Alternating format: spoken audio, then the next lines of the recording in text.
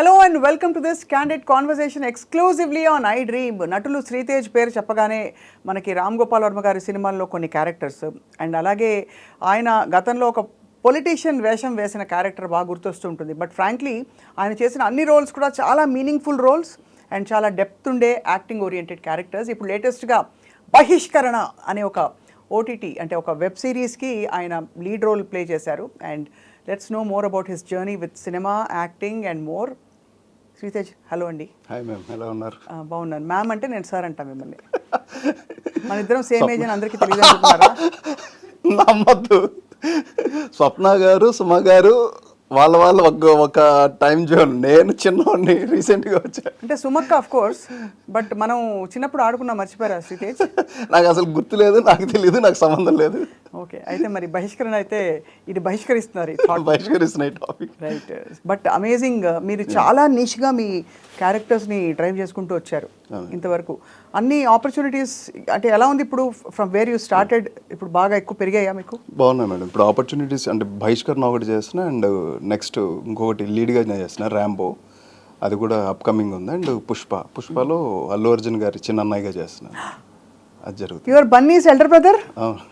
So happy. నేను Bunny fan అండి చాలా. అందరూ మేడం, లేని వాళ్ళు ఎవరున్నారు మేడం? కాదు, నాకు అల్లు అర్జున్ గారి గురించి స్పెషల్గా ఎందుకంటే he is a self made star అనిపిస్తుంది. అంటే స్టార్ ఫ్యామిలీ నుంచి వచ్చినా కూడా he has his own style, he has his own ఇది అని. సో పుష్ప, ఇప్పుడు ఈ బహిష్కరణ వెబ్ సిరీస్, ఇంకా ర్యాంబోలో కూడా లీడ్ క్యారెక్టర్. చాలా లేట్గా అయినా లేటెస్ట్గా వచ్చాయి మీకు క్యారెక్టర్స్. మామూలుగా రావడమే ఢామ్ అని రాకపోతే తర్వాత ఆపర్చునిటీస్ సపోర్ట్ రోల్స్కి వెళ్ళిపోతారంటారు. మీకు రివర్స్ అయింది. మీరు రావడం చిన్న క్యారెక్టర్స్తో మొదలుపెట్టి ఇప్పుడు రవితేజ గారు, అద్భుతం అండి. రవితేజ గారు ఇన్స్పిరేషన్, చిరంజీవి గారు, మోహన్ బాబు గారు, వాళ్ళందరూ కూడా అలాంటి కష్టపడే వచ్చారు కదా. ఈ రగ్గెడ్ లుక్ భలే డిజైన్ చేసిన లుక్ లా ఉంది మిమ్మల్ని. సెట్ అయింది మేడం. సో ఏంటి బహిష్కరణ, what is the OTT series about? Z5కి వస్తుంది మేడం. రేపు July 19th ప్రీమియర్ స్టార్ట్ అవుతుంది. అయితే ఎగ్జాక్ట్లీ పాయింట్ ఏంటంటే, ఇది 90s బ్యాక్డ్రాప్లో జరిగిన కొన్ని రియలిస్టిక్స్ అంశాలని డైరెక్టర్ గారు ఆయన పాయింట్ ఆఫ్ వ్యూలో ఆయనకి తెలిసిన, అంటే డైరెక్టర్ గారు ఊరే అది, ఊరికి సంబంధించిన అంశాలు వాటిని అన్నిటిని క్రోడీకరించి కథగా మలిచి డిజైన్ చేశారు మేడం. సో అంటే జానర్ ఏంటని? జానర్ వచ్చి విలేజ్ డ్రామాలో రివెంజ్ బేస్డ్ అంటే క్రైమ్, కొంచెం యాక్షన్ థ్రిల్లర్ లాంటి. యాక్షన్ ఉంటుంది, యాక్షన్ డ్రామా ఎక్కువ ఉంటుంది మేడం. మెయిన్ డ్రామాకి ఎక్కువ ఛాన్స్ ఉంటుంది. అంటే యాక్షన్ ఉన్నాయి, పార్ట్స్ ఉన్నాయి, బట్ అవన్నీ కూడా ఆ క్యారెక్టర్ పడిన బాధల్ని, ఆ బాధను తీర్చుకోవడానికి కావాల్సిన రివెంజ్ డ్రామా అయింది. రైట్. సో మీకు ఆపోజిట్ లీడ్, ఫీమేల్ లీడ్ అంజలి గారు వేస్తారు కదా? అంజలి గారు అండ్ అనన్య గారు, ఇద్దరు హీరోయిన్లా మీకు? ఫుల్ పండగ అనమాట అయితే మీకు.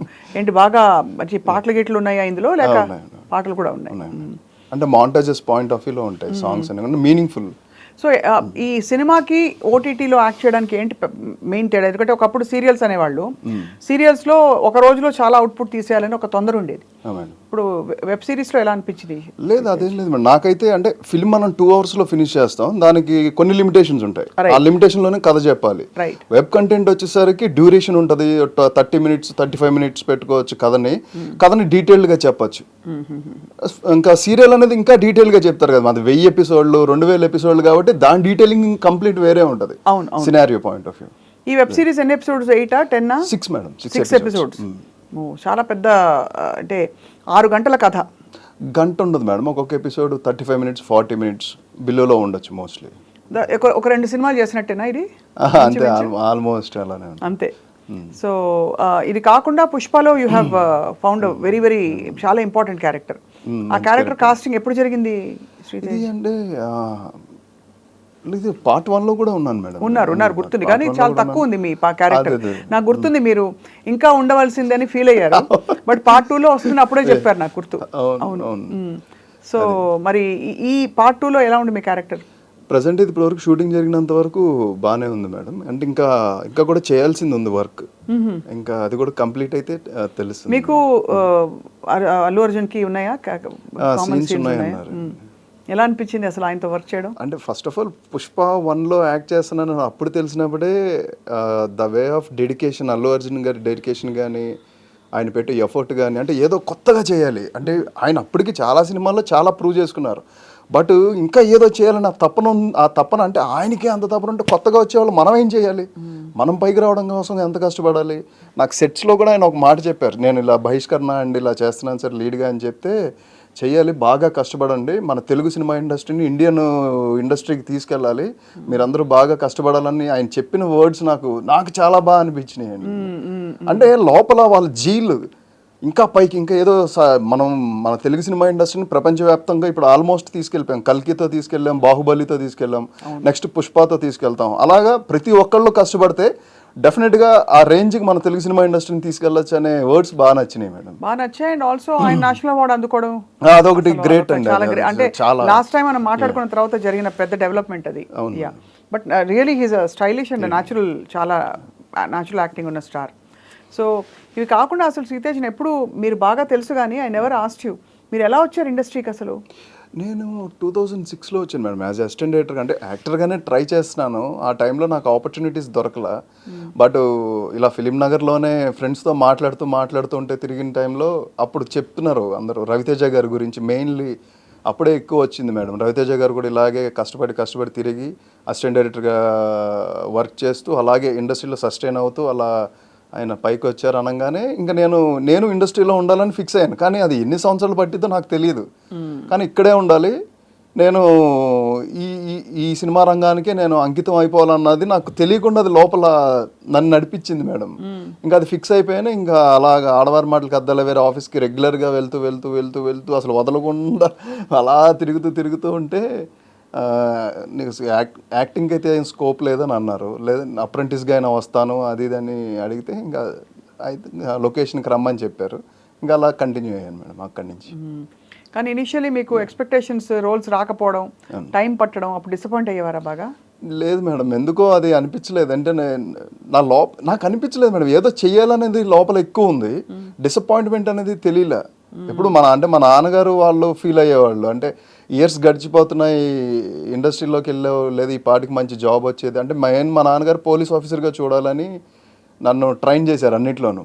Volleyball south zone, central zone ఆడాను, అండ్ ఎన్సీసీ చేశాను, మార్షల్ ఆర్ట్స్ బ్లాక్ బెల్ట్, అన్ని ఫుల్ ట్రైన్డ్ అయి ఉన్నాను మేడం. You know karate? మీకు కరాటే వచ్చు కదా? అవును వచ్చు కదా. అమ్మ బాబోయ్, మీకు నిజమైన కరాటే వచ్చేమో, నాకు ఉత్తుతు కరాటే వచ్చు. బ్లాక్ బెల్ట్ మీరు? నేను black belt madam. Black belt అంటే అని మొన్నే సుమన్ గారితో మాట్లాడాను. చూసాను మేడం. చూసారా ఇంటర్వ్యూ? ఆయన బ్లాక్ బెల్ట్ ఆయన అని చెప్పారు చాలా. బట్ ఆయన విజయవాడ వచ్చి డెమోస్ చాలా మందికి ఆయన చేత్తో బ్లాక్ బెల్ట్స్ ఎన్ని ఇచ్చినవి అన్నీ ఉన్నాయి మేడం, నాకు తెలుసు అవన్నీ. మీరు ఏమేమి పగలగొట్టారు ఇంతవరకు? పగలగొట్టడం అంటే ఇటుకలు? ఇటుకలు అన్ని కామనే మేడం, చాలా కామన్ అవి. అది కొద్దిగా మనం బ్రౌన్ డౌన్ కాదు, ముందు గ్రీన్ డౌన్లోనే పగలగొట్టచ్చు, అంత పవర్ వచ్చేస్తుంది. అంటే విజయవాడలో మంచి ట్రైనర్స్ ఉన్నారు మేడం మార్షల్ ఆర్ట్స్కి ఎక్స్ట్రీమ్ లెవెల్ అనమాట. ఇంకా రియలిస్టిక్ స్పేస్లో ఉంటుంది. మనం ఒక 20 అడుగుల అంతస్తులోంచి కిందకి దూకేచ్చు రియల్గా. అంటే అలాంటి హార్డ్ కోర్ ట్రైనింగ్ ఇచ్చారు మాకు, అంత స్ట్రాంగ్గా. నేను దూకాను మేడం. అంటే మరీ 20 అడుగులు దూకలేదు కానీ ఒక 12, 10 అంత పైనుంచి అయితే దూకేసేవాడిని. దూకి అంటే మీ యాక్టింగ్ కోసమా? యాక్టింగ్ కోసం ఇంకా ఆ టాలెంట్ ఇంకా ఇంతవరకు రాలేదు.